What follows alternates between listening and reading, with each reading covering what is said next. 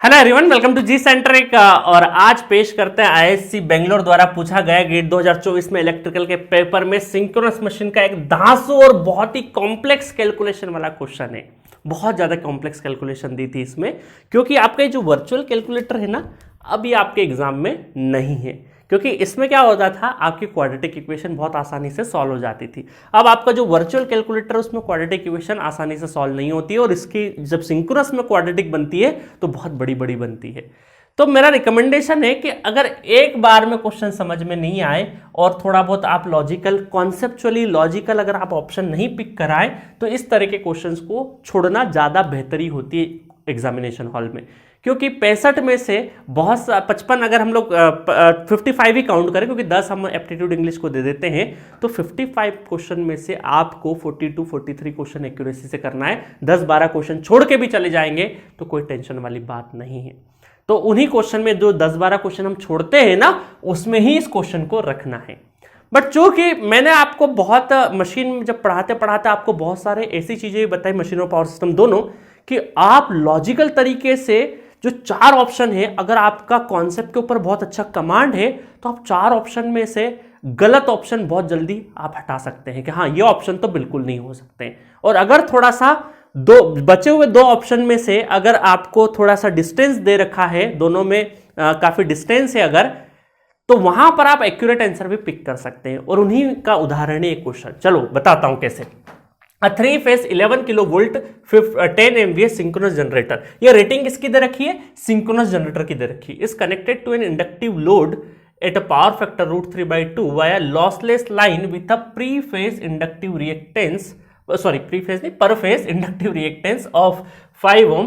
The per phase synchronous reactance of the generator is 30 ohm with negligible armature resistance. ये अच्छी चीज दे रखी कि चलो negligible कर दिया armature resistance को, तो थोड़े लफड़े खत्म हो गए। If the generator is producing the rated current at rated voltage, rated current at rated voltage मतलब rated पे चल रहा है एकदम फुल लोड कैपेसिटी से, then the power factor at the terminal of the generator is, power factor आपको generator के terminal पे दे रखा है।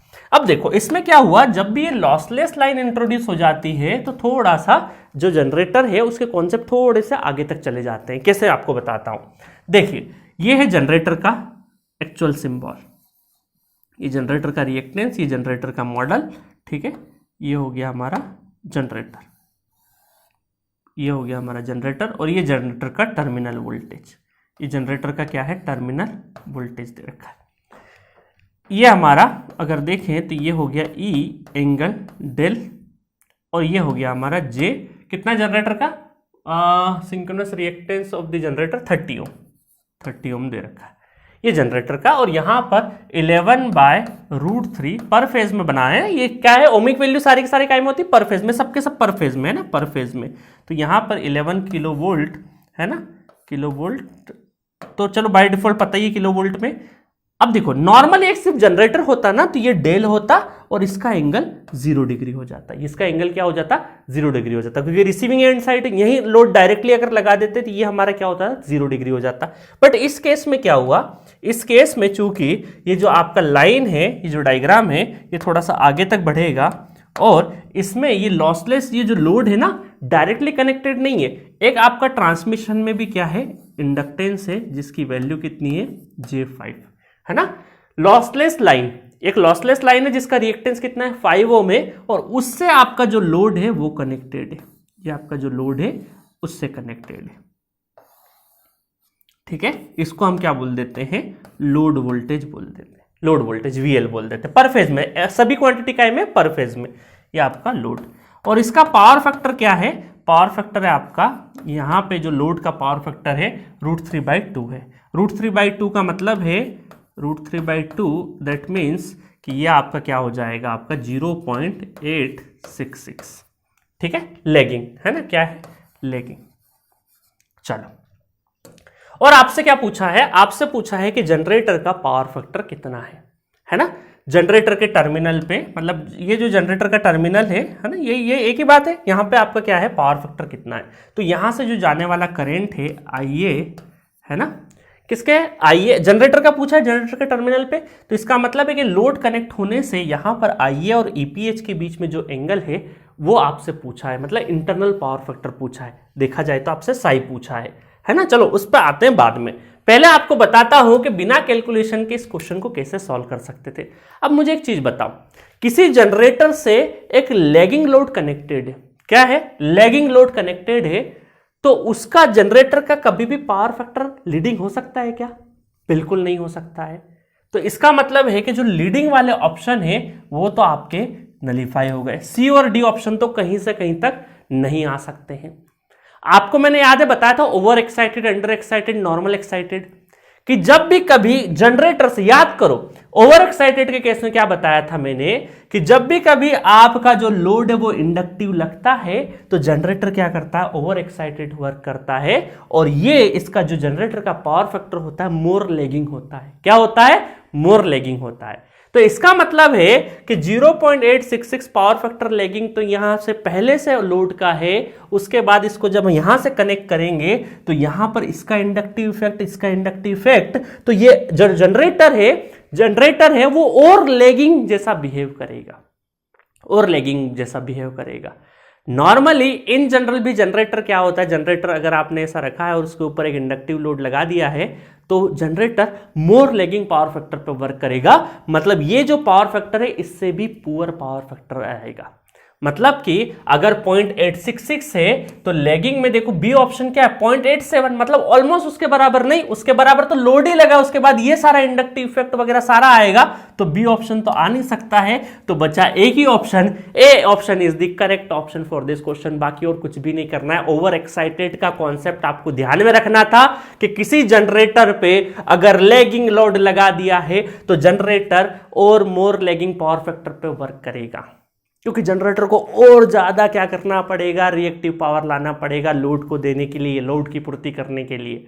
तो जनरेटर क्या होगा, और लैगिंग होगा। ये over excited, under excited, normal excited generator बहुत अच्छे से हमने पढ़े हैं, और मोटर में इसका उल्टा हो जाता है, क्योंकि चूंकि यहां जनरेटर है, इस वजह जनरेटर की बात करें, मोटर का होता तो फिर लीडिंग वीडिंग सबको हमको कंसिडरेशन में लेके चलना पड़ता है ना।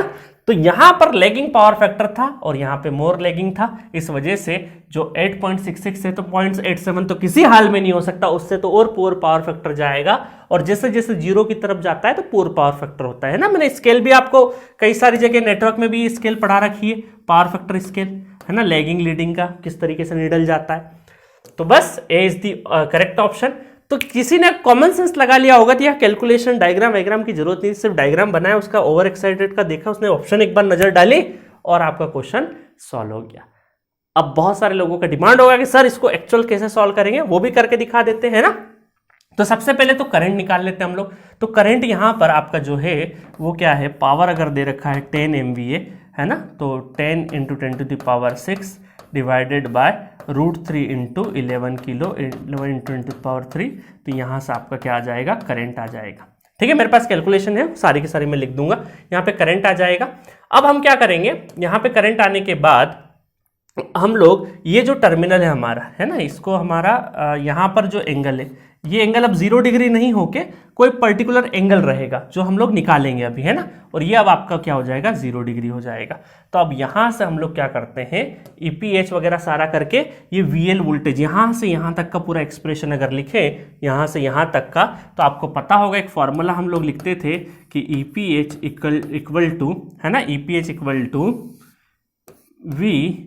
VPH लिखते थे, VPH, चलो मैं पूरा फॉर्मूला लिख देता हूँ, cos phi प्लस IR है, IR तो नहीं है, नेग्लिजिबल है, तो square plus VPH sin phi plus IA Xs का होल स्क्वायर, सब पर फेज में क्वांटिटी। अब देखो मजे वाली बात क्या है कि ये जो फॉर्मूला हमने डिराइव किया था, ये सिर्फ किसके लिए डिराइव किया था, जब डेरिवेशन की बात करें तो ये EPS था हमारा और ये हमारा टर्मिनल वोल्टेज था। तो थोड़ी देर के लिए हम क्या करें, थोड़ी देर के लिए हम इस करंट, तो क्योंकि सीरीज में लगा है तो करंट तो सेम होगा मैग्नीट्यूड वाइज, एंगल बदलेगा सिर्फ और सिर्फ। अब देखो यहां पर क्या है, यही फॉर्मूला हम इन दोनों के बीच में लगा रहे हैं, किस, इन दोनों के बीच में लगा रहे हैं है ना। थोड़ी देर के लिए ये हमारा आप क्या कर दे, सोर्स वोल्टेज हो गया और ये हमारा लोड वोल्टेज हो गया। जैसे EPH और इन दोनों के बीच में लगता था ये फॉर्मूला, यही फॉर्मूला अब इन दोनों के बीच में लगेगा। ठीक है, तो ये हमारा क्या हो जाएगा, यहां पे देखिएगा पावर फैक्टर, तो ये पावर फैक्टर इसका है, ठीक है। एक्सेस क्या हो जाएगा 5 हो जाएगा, और यहां पर ये जो VPH है ये फॉर्मूला ओरिजिनल लिखा है। अब मैं इसको कन्वर्ट करता हूं क्योंकि फॉर्मूला किसके बीच में, इन दोनों के बीच में नहीं है, ये इन दोनों के बीच में है। तो ये असल में हमारा क्या हो जाएगा 11, या फिर आप लिखना चाहें इसको तो इसको मैं यहाँ लिख देता हूँ VT, टर्मिनल वोल्टेज VT लिख देता हूँ, है ना, ताकि आपको कंफ्यूजन नहीं हो। तो VT पर फेस इक्वल टू ये हो जाएगा VL cos phi का square plus VL sin phi plus IA Xs का होल स्क्वायर, ठीक है। तो यहाँ पर ये कितना हो जाएगा 11/√3 किलो है 10⁻³ होल स्क्वायर कर देता है ना, रूट हटा देता हूँ, रूट दो बोथ साइड स्क्वायरिंग कर दे। VL कितना हो जाएगा, VL हमें नहीं पता, VL ही तो निकालना है। cos phi कितना हो जाएगा, cos phi हो जाएगा √3/2 का होल स्क्वायर प्लस यहाँ पर कितना हो जाएगा VL sin phi तो यहाँ पर 30 डिग्री हो जाएगा ना ये cos phi, तो 30 sin 30 हो जाएगा 1/2, ठीक है, प्लस ये हो जाएगा आपका IA करंट अभी जो हमने निकाला वो यहाँ पे पुट कर देंगे, और एक्सेस कितना हो जाएगा 5 हो जाएगा होल स्क्वायर, ठीक है। मेरे पास निकला हुआ है, मैं प्रॉपर कैलकुलेशन है मेरे पास करी हुई, मैं डायरेक्टली लिख देता हूँ। तो IA जो करंट है मेरे पास, IA करंट आया है आपका 524.86 एंगल -30 डिग्री, है ना। कैसे -30 डिग्री, ये कॉस कर लेना cos phi √3/2, power factor cos phi होता है ना, √3/2 है, तो √3/2 cos का कब होता है 30 डिग्री पे, है ना। तो बस इसको अब हम लोग क्या करेंगे, यहाँ पे वैल्यू रखना, इसको खोल देते, इसको खोल देंगे तो 121 × 10⁻⁶/3 ये हो जाएगा VL स्क्वायर × 3/4, ये हो जाएगा A² + B² + 2AB सब लगाओगे तो इसको मैं कैलकुलेट सिंप्लीफाई वर्जन में क्वाड्रेटिक एक्सप्रेशन बनेगा वो लिख देता हूँ 4 प्लस ये आपका आ जाएगा, इसको सब सॉल्व कर दोगे ना, A² + B² + 2AB, तो पूरा सॉल्व करके 6886950.49 और ये आ जाएगा आपका 2624.3 VL, है ना। बहुत भयंकर इक्वेशन है ये तो पूरा, ठीक है। A² + B² + 2AB पूरा हो गया। अब इसको बस रीअरेंज कर लेंगे, क्वाड्रेटिक बनेगा। क्वाड्रेटिक सॉल्व करने के बाद जो VL का वैल्यू आएगा वो आ जाएगा आपका 4618.121 वोल्ट, ठीक है। ये हो गया VL का वोल्टेज। अब देखो यहां पर ये हो गया VL। अब हम क्या करेंगे, इन दोनों के बीच में वापस वो हमारा जो फॉर्मूला था टेंसाई वाला वो भी निकाल देते। तो टेंसाई क्या हो जाएगा, टेंसाई हो जाएगा VL sin phi plus IA Xs, ठीक है, divided by VL cos phi plus IR तो है नहीं, इसमें जब पुट करेंगे सारा का सारा वैल्यू, VL भी पता है, sin phi सब पता है ना, IA एक्सेस सारा चीज वैल्यू पता है, तो साई निकल के आ जाएगा। वो भी मेरे पास डायरेक्ट कैलकुलेशन है तो मैं दिखा देता हूँ। टेन साई बता देता हूँ ताकि आप क्रॉस चेक भी कर लें। टेन साई कितना है 1.2335, ठीक है। तो साई यहाँ पे आया है, साई आया है 50.968, ठीक है, 50.968, और यही आपका पावर फैक्टर है, क्योंकि इंटरनल पावर फैक्टर साई आपसे क्या हुआ है, यही आपका जो इंटरनल पावर फैक्टर है यही आपसे पूछा है। क्योंकि साई क्या होता है, psi is the angle between EPH जो जनरेटर का वोल्टेज है ना, जनरेटर का टर्मिनल का वोल्टेज जो वोल्टेज है और आईए करंट के बीच का एंगल है, ठीक है, यही साई है। तो अभी हमें क्या पूछा है, जनरेटर के टर्मिनल पे आपका पावर फैक्टर क्या है, जनरेटर के टर्मिनल पे आपका पावर फैक्टर क्या है, ठीक है। तो नॉर्मली जब हम लोग सिर्फ ये लोड, ये लॉसलेस लाइन और ये सब लोड नहीं लगाते तो हमारे लिए लोड यहीं पे बन जाता, यहीं पे बन के हम पूरा का पूरा करते। बट इस बार हमारे पास यहाँ पे बना हुआ है, तो यही जो साई आएगा आपका, यही आपका पावर फैक्टर एंगल है ना। आप चाहें तो डेल, आप साई इक्वल टू ये भी कर सकते हैं, आप psi equal to del plus phi. तो यहाँ पे 50 आपका, ये 50.968 प्लस डेल कितना है आपका, डेल आप निकाल लेंगे, प्लस फाई कितना है 30 डिग्री है, तो डेल कितना आ जाएगा, डेल आ जाएगा 20.968। तो ये जो डेल है ना, ये आपका ये डेल नहीं है, ये वाला डेल नहीं है, ये वाला है। तो असल में आप चाहें तो इसको डेल 1 मान लेते हैं, इसको क्या मान लेते हैं, डेल 1, है ना, ये डेल 1 है असल में आपका, क्योंकि अब हमारी बात किसके बीच में हो रही है, इन दोनों के बीच में हो रही है। इसको एज अ हम लोग जनरेटर ट्रीट कर रहे हैं, है ना, इसको एज हम लोग क्या कर रहे हैं, जनरेटर ट्रीट कर रहे हैं, ताकि फॉर्मूले के हिसाब से, क्योंकि फॉर्मूले किसके बीच में, इसके और इसके बीच में बने हुए हैं कि 2 वोल्टेज के बीच में एक रिएक्टेंस है, यहाँ पे 2 वोल्टेज के बीच में ये वाला रिएक्टेंस है, क्योंकि करंट तो सेम फ्लो हो रहा है और हमें तो सिर्फ पावर फैक्टर चाहिए। तो ये इसका जो पावर फैक्टर होगा, यहाँ जो करंट है और इसके टर्मिनल वोल्टेज के बीच का जो एंगल होगा, वो एंगल क्या होगा आपका, del1 होगा। बट हमसे ओवरऑल क्या पूछा है, जनरेटर का इंटरनल पावर फैक्टर पूछा है हमसे। तो यहां पर आपका जो पावर फैक्टर होगा वो हो जाएगा आपका cos साई हो जाएगा, तो cos 50.968 है ना, इसको करेंगे तो देख लेते हैं, cos 50.968, तो ये आ जाएगा आपका 0.6297, मतलब अप्रोक्सीमेटली 0.63 लैगिंग। ठीक है, तो देखो कितना कैलकुलेशन था इसमें, क्योंकि मैंने वर्चुअल कैलसी से सारा देख देख के पहले सॉल्व करके आपको बताया है, तो बहुत ज़्यादा हो जाता, इतना ज़्यादा करने की आवश्यकता नहीं है, कॉमन सेंस लगाना था। और मेरे ख्याल से आईआईटी ने शायद ये क्वेश्चन भी इसीलिए दिया होगा कि आप पूरा कैलकुलेशन में मैं हर बार एक चीज़ याद करिए, एक चीज़ यूज़ करता हूँ कि they don't want laborious people, they want analytical people. तो यहां पर एनालिटिकल बुद्धि से हम लोग ऑप्शन तो यूं ही क्लिक करके आ गए, ये सब करने की जरूरत नहीं थी, बट सॉल्यूशन आपको बताना था, इस वजह से किया। ठीक है, तो थोड़ा से जो फॉर्मूले, जो स्टैंडर्ड फॉर्मूले हमारे जनरेटर से यहाँ के टर्मिनल के बीच में होते हैं, वो हमारा नॉर्मल इंटरनल पावर फैक्टर यहाँ का हो जाता है ना, तो वो जो रिलेशन है वो इन दोनों के बीच में अब हमने रिलेशन लगाया।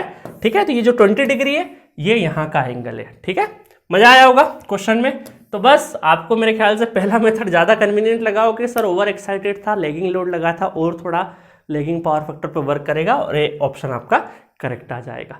तो लॉजिकल तरीके से ही देना, और अगर आपको लॉजिकल नहीं बनता है तो इस तरह की बड़ी कैलकुलेशन में आपको एग्जामिनेशन हॉल में जाने की जरूरत नहीं है, इसके बदले आप कम से कम 2-3 क्वेश्चन दूसरे कर ले जाएंगे, क्योंकि फाइनल मार्कशीट पे कभी आपसे ये नहीं पूछा जाएगा कि मशीन का नंबर है, पावर सिस्टम का है, एप्टीट्यूड का है, आपका नंबर कितना है ये बताइए और उसके बेसिस पे आपकी रैंक क्या है वो बताइए। ठीक है, पूरा कोर्स पढ़ना है अगर आपको जी सेंट्रिक पे बहुत जबरदस्त तरीके से, तो 250 लेक्चर में 300 प्लस क्वेश्चंस कराएं, चैट के थ्रू आप अपने डाउट पूछ सकते हैं, रैंक बूस्टर अवेलेबल है, PDF notes available, GATE PYQ series available है, रिसेंट ट्रेंड सीरीज, जितने भी लेटेस्ट गेट के क्वेश्चन सारे के सारे अवेलेबल है, रिवीजन सीरीज अवेलेबल है, और सारे के सारे ये काय में है 3299 में एट प्रेजेंट अभी अवेलेबल है। आपको मशीन, मैं गारंटी से बात कर रहा हूं, इसके अलावा आपको कुछ भी नहीं करना है, जिंदगी में पहली और आखिरी बार मशीन पढ़ना है। आप जितनी बार वो कॉपी उठाएंगे, मैं स्टूडेंट से बात करता हूं, 800 पेज के नोट्स बन चुके हैं इसके, है ना, और उन्होंने बहुत मेहनत से कहीं ना कहीं पहुंचे हैं इस पूरे मशीन से, और ये सारे के सारे क्वेश्चन उन्होंने बहुत अच्छे से क्रैक करे हैं। तो मिलेंगे नेक्स्ट वीडियो में नेक्स्ट क्वेश्चन के साथ। Okay, thank you.